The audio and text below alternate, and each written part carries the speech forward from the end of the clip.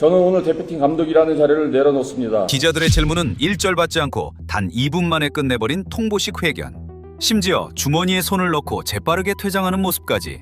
대중들은 이게 사과냐 빤스런이냐며 폭발하고 있습니다. 경기 이후엔 멕시코 핑계, 날씨 핑계를 대며 유체 이탈 화법을 쓰더니 여론이 최악으로 치닫자 12년 전처럼 사퇴라는 카드로 도망치듯이 빠져나간 홍명보. 국민들이 정말 궁금했던 건 단 하나였습니다. 왜 이렇게까지 무너졌는가? 이번 월드컵은 대한민국 축구 역사에서 가장 기대를 모았던 대표팀 가운데 하나였습니다. 유럽 빅리그에서 활약하는 선수들이 한 팀에 모였고 많은 전문가들은 이번 대표팀을 황금 세대라고 불렀습니다. 게다가 이번 대회는 기존과 달랐습니다. 참가국이 48개국으로 확대되면서 32강 체제가 도입됐고 조 3위 팀에게도 토너먼트 진출 기회가 주어졌습니다. 조 추첨 결과 역시 최악은 아니었죠. 강팀 멕시코가 있었지만 체코와 남아공을 상대로는 충분히 승부를 걸어볼 만하다는 평가가 많았습니다. 실제로 대회 전 여러 해외 배팅업체와 전문가들도 대한민국의 32강 진출 가능성을 긍정적으로 전망했습니다. 충분히 올라갈 수 있었던 팀이 스스로 기회를 놓쳤다는 것. 오죽하면 일부러 졌다라는 말까지 나왔을까요? 체코전에서 승리, 멕시코전에서 패배한 대한민국에게 가장 중요했던 남아공전. 가장 먼저 팬들을 놀라게 한 건 선발 명단이었습니다. 대표팀의 에이스 손흥민의 선발 제외. 홍명보 감독은 경기 운영을 고려한 선택이었다고 설명했지만 결과적으로 이 결정은 끝까지 논란으로 남았습니다. 전술 역시 마찬가지였습니다. 홍명보 감독은 또다시 3백 시스템을 꺼내들었습니다. 물론 3백 자체가 나쁜 전술은 아닙니다. 문제는 상대와 선수 구성 그리고 경기 흐름에 맞는 운영이었느냐는 것이죠. 대표팀은 후방에서 공을 오래 돌렸지만 공격 전개는 좀처럼 살아나지 않았습니다. 볼 점유율은 월드컵 사상 최고를 기록한 경기였지만 결정적인 찬스는 많지 않았고 선수들의 움직임도 평소보다 둔해 보였습니다. 유효 슈팅 하나 없이 끌려가다 후반에 손흥민을 다급히 투입했지만 이미 분위기는 넘어가 있었습니다. 게다가 0대1로 지고 있는 상황에서 수비의 핵심인 김민재 선수를 돌연 교체 아웃시키죠. 이 부분은 부상으로 인해 본인이 교체를 원해서 결정한 것이라 해명했지만 팬들은 납득하지 못했죠. 결국 대한민국은 끝내 동점골을 만들지 못했고 이 경기의 패배가 대한민국의 32강 탈락을 사실상 결정짓는 결과로 이어졌습니다. 경기가 끝난 뒤 그라운드에 주저앉은 선수들의 얼굴에는 허탈함만 남아 있었습니다. 과연 이 패배는 선수들의 한계였을까요? 아니면 감독의 선택이 만든 결과였을까요? 많은 팬들이 기대했던 건 패배에 대한 명확한 원인 분석과 책임 인정이었습니다.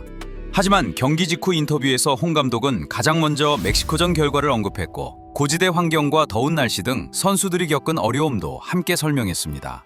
물론 틀린 말은 아니죠. 월드컵이라는 무대에서는 환경 역시 분명 경기력에 영향을 미치는 요소입니다.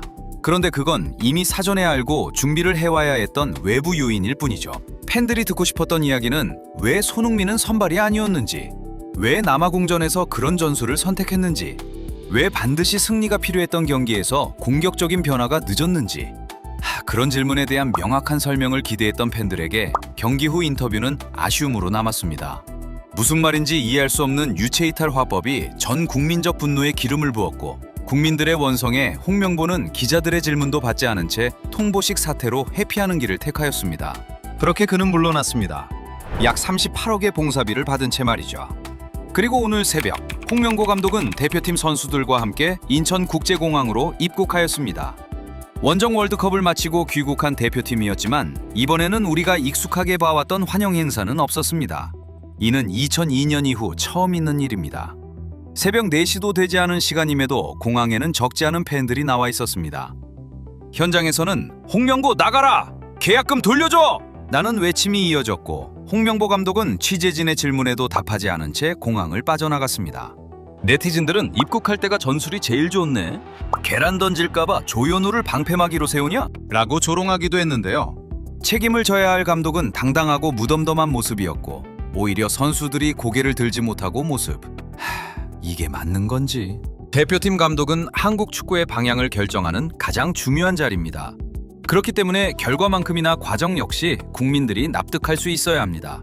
대표팀 감독 선임 과정은 과연 충분히 투명했는지, 이 모든 과정에 대한 철저한 조사와 명확한 책임 규명이 이루어져야 합니다.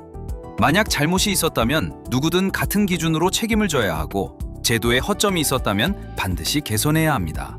대한민국 축구 역사에서도 손꼽힐 만큼 뛰어난 선수들이 한 팀에서 함께 뛰었습니다. 그래서 이번 월드컵은 더욱 아쉬움이 남습니다.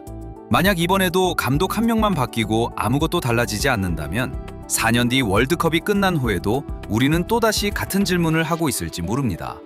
도대체 왜 이렇게 됐는가? 이제는 그 뿌리인 축구협회의 카르텔을 완전히 뜯어 고쳐야 할 때 아닐까요? 부디 이번 실패로 인해 한국 축구가 한 단계 더 발전하는 계기가 되기를 바랍니다. 지금까지 시청해주신 분들 모두 감사합니다.